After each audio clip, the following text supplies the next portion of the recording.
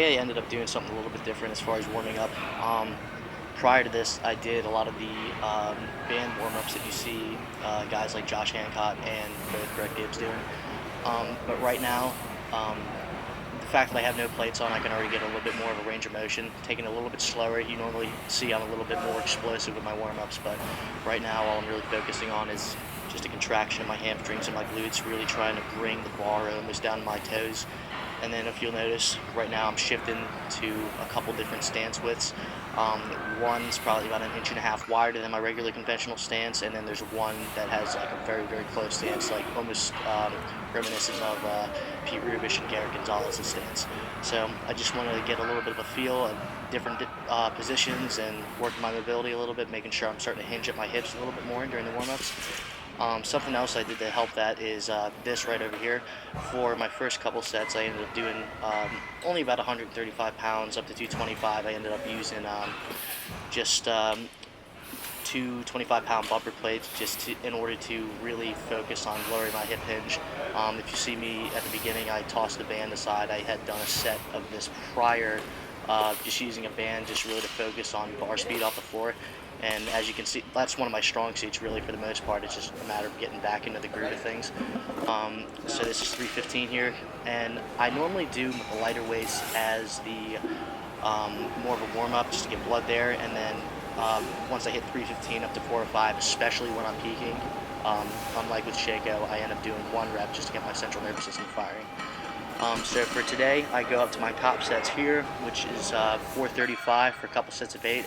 You'll see with this set, I had a little bit of issues with speed, especially toward the very end. Part of that's just because I got a little bit nauseous toward the end, and just worrying about my grip a little bit. Honestly, I've been slacking on grip work a little bit more than I should be. And it's not becoming an issue where it's like slipping out of my hands, but I just don't like the fact that it's something I have to consciously think about during the set. So I'm going to have more static hold type movements probably from now on. So you'll see with this next set, I'll switch over to straps here, and that helps, I feel like, a considerable amount, just being able to focus on getting my leg drive down a little bit better. The speed here is a lot better. I tend to pause a lot less than what I normally do.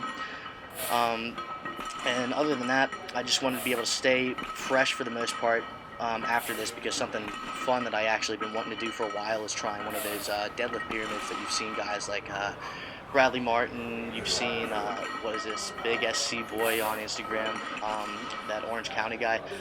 But yeah, it's something I've been wanting to try for a while, so I had no idea really what to expect coming into this. So I started off with 135, working up to around like 495. I played with the idea of going up to 545 or 585, but I just wanted to stick with this for now, just to figure out if this was a appropriate weight for it, I guess. I'm gonna say I think I could have added a little bit of weight to this, probably at least 545 at the top of the movement, but we didn't have any 25s like anywhere near us. But it's just one of those things where I just don't feel.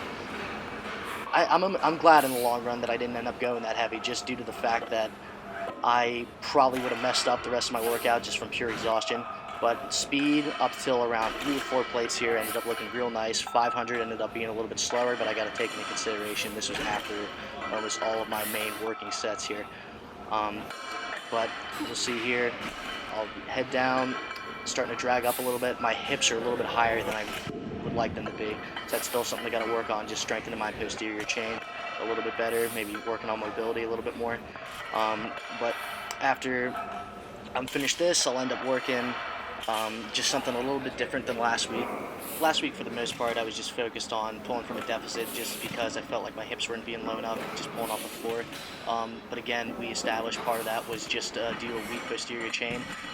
So a couple things I've been doing to, well, first of all, I just wanted to switch it up just by doing block pulls instead, working from a different range of motion. So instead of working from a longer range of motion, I decided to work from about a 5 or 6 inch block here. So I do a couple sets with 225, 315, moving up to 405 for a few, then 455, and then a couple top sets of 500, but just for triples. And As you can see, for me, that's also a little bit of a problem. My speed is definitely best off the floor, so block pulls are something that I might have to start making a regular thing, just because you can just tell that in comparison to my pull from the floor, my block pull tends to be lacking a lot as far as speed goes, so that's definitely where my weakness is at right now. Here you'll see the top set of 3 with 495 here, and then after this, I pretty much called it. As far as the heavy stuff goes, I ended up working with, again, just like last week, with the stiff leg deficit deadlifts, which are starting to become my new favorite. I ended up enjoying them a lot more than just regular pulling from the floor. You feel a lot better stretch and contraction in both your hamstrings and your glute, in my opinion. This is something that I feel like people mess up all the time. In my opinion, you get the best contraction if you keep it lighter.